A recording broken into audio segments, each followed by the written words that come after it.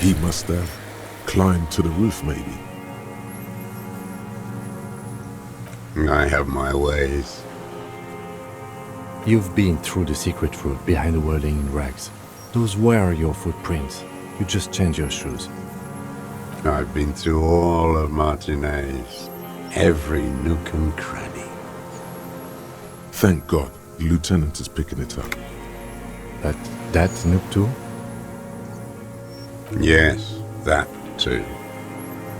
The things they did in that little room.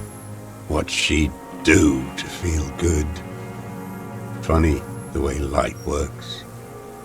You turn it on inside, and it gets so dark out, you can't see a man looking in.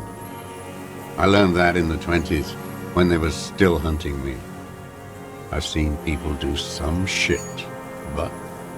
You hear the familiar scribble of the lieutenant's pen. A quick glance at you.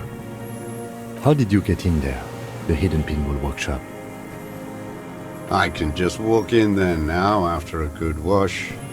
I told you, they think I'm an antisocial. Closing hour is a good time. The kitchen's empty. You had to open the steel door in the kitchen? How? I got that open a long time ago. Some bourgeois game merchant lived there. I don't know, 15 years ago. He left spare keys all over, and I took one. Then I saw her turn the light on one night in my scope. Andy found use for it. A spare key, like the one hanging behind the Union Box window.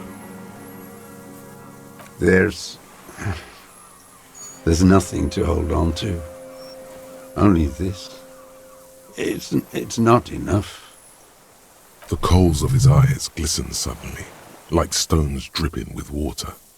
Is he crying? Man needs to feel something else. In this fight, it helps if you have your eye on something there. It's weakness, I know. No. I don't really know. I was there one night and she was crying, like a child, in the corner of her room on the floor, like she does sometimes. The day after I killed him. Yes, I don't know why I do the things I do anymore. Maybe, I told you, I have holes in my brain now. I wouldn't just sit here waiting for you. A sudden pang of rage. If you came 10 years ago, I would have killed you. In the silence, the lieutenant draws a line in his notes, then nods at you once more. Her. The lieutenant nods at you in acknowledgement. Where is she, that Clasier? I haven't seen her there for days.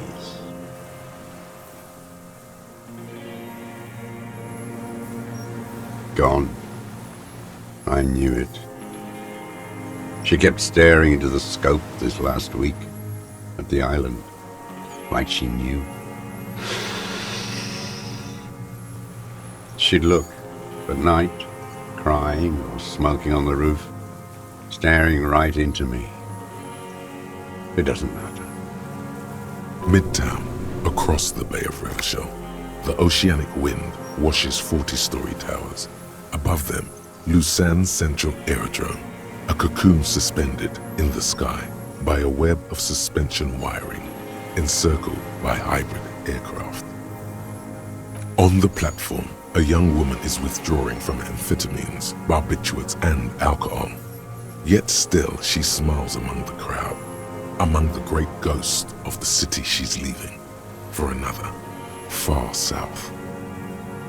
Smaller, distant, hidden, not like the great chandelier she sees sparkle in the night below her. Streetlights, towers, tenements, and water, and across it a dark strip of ruins, barely visible if she didn't squint her eyes. We could get more. We've got him talking. A tragic comedy. Druggies, prostitutes, and rentiers. A strange little engine seems to fire up in him again. It straightens his back. Detest pushes the cobwebs out of his eyes, pushes the melancholy aside. He relishes it. Specifically, the whole city is a charnel house, stripped clean and draped in neon. But Martinez is the worst. Because of the racists, everyone is a racist in Martinez. It's their favorite thing to do in the whole world, listening to race-themed radio shows, in the ruins, in their lorries, pumped full of steroids and Radio Revachol 92. Race this, race that. It's all sanctioned by that Social Democratic Union and the farce of a Social Democrat who runs it. Yes, the fly larva in his container. He let some nihilistic advertising yuppies erect a statue of Philippe III, a syphilitic murderer, on the town square, to spit on the working class. Not since the serfs of ancient Pericarnassus has history produced a more inert social class than the Martinez proletariat. The rest of Revachol at least pretends to rebuild. These people still live in ruins. In tents, like animals, like those boom-boom morons on the ice. A pity they didn't drown in that tent of theirs. The worst of them is the blood-drenched Sucrion on her yacht, licking her lips. The old whore's gone now. Her gun-toting porcelain men are dead. So, actually, no. The worst is that old cock parading around in his uniform, throwing balls all day. It's not enough that the racists and liberals are dancing on our graves. The old loyalist ghouls still parade the ruins too. Every morning he's there, while the parasites he fought to protect are off in Ozon, or Koyamoran, or some other island they built their palaces on, feeding on drugs and having sex with their own children. That's all the rich really want. Sex with their own children. Throughout history, even the royal bloodline of the suzerain, it's all just an excuse for them to have sordid sex. At least that old cunt Frisell is now dead. We did good when we pushed him under the horse car, until, in the 30s, those disco whores.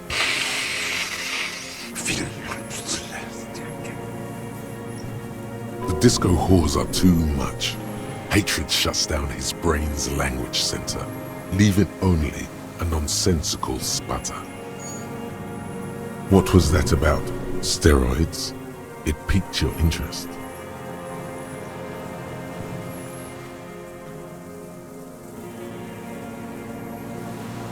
Whores.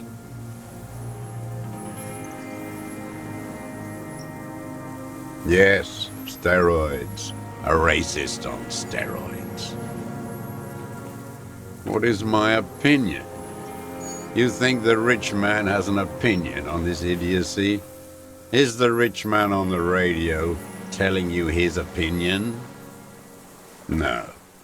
The rich man's looking at real estate and fiddling his kids, wading through the corpses.